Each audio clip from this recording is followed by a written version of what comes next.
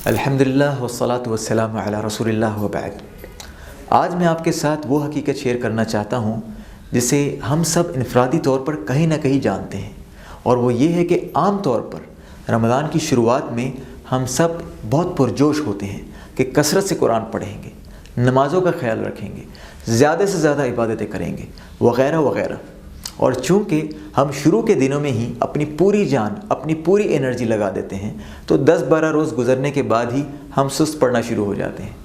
کہیں ذکر الہی میں کچھ کمی آنا شروع ہو جاتی ہے، اور کہیں تلاوت قرآن میں،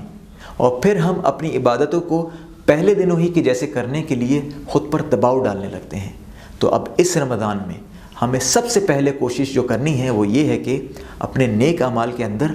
مستقل مزاجی کا رویہ اختیار کرنا ہے۔ ہمیں اپنے دماغ میں یہ بات بٹھا لینی ہے کہ جو بھی خیر کا کام ہم کریں گے اس کی مقدار میں ہم آہستہ آہستہ اضافہ کریں گے اور اس پر پابند رہیں گے، چاہے وہ نیکی کا کام کتنا ہی چھوٹا کیوں نہ ہو۔ رسول اللہ صلی اللہ علیہ وسلم نے فرمایا، اتنے عمل کا بوجھ اٹھاؤ جتنے کی تمہیں طاقت ہو، کیونکہ بہترین عمل وہ ہے جس پر زیادہ پابندی کی جائے اگرچہ تھوڑا ہو۔ مثال کے طور پر اگر آپ کو قرآن پڑھنے میں دشواری ہوتی ہے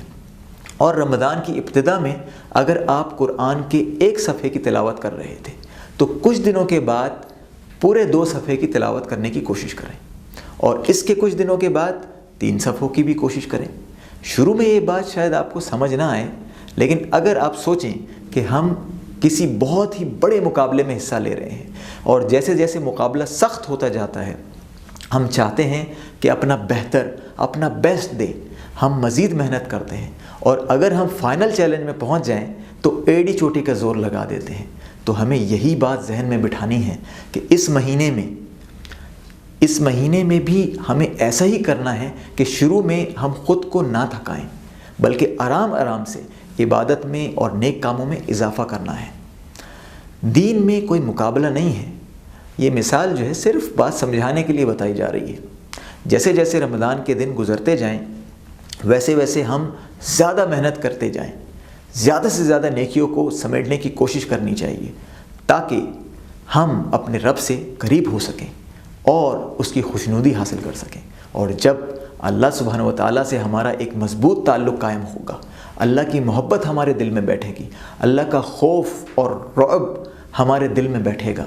تب ہمیں واقعی میں اندازہ ہوگا کہ دل و دماغ اور روح کا سکون صرف اور صرف اللہ سبحانہ و تعالیٰ کی تابعداری میں ہے۔ ہمیں چاہیے کہ اپنی توانائی، اپنے انرجی کو رمضان کے شروع کے دنوں ہی میں ختم نہ کر دیں، بلکہ اسے رمضان کی آخری رات تک برقرار رکھیں، کیونکہ رمضان کا سب سے اہم اور عظیم ایونٹ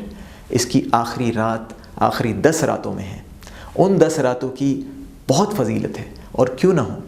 ان راتوں میں ایک رات لیلۃ القدر بھی ہے جو کہ تمام راتوں سے افضل ہے۔ وَأَقُولُ قَوْلِي هَذَا وَأَسْتَغْفِرُ اللَّهَ لِي وَلَكُمْ۔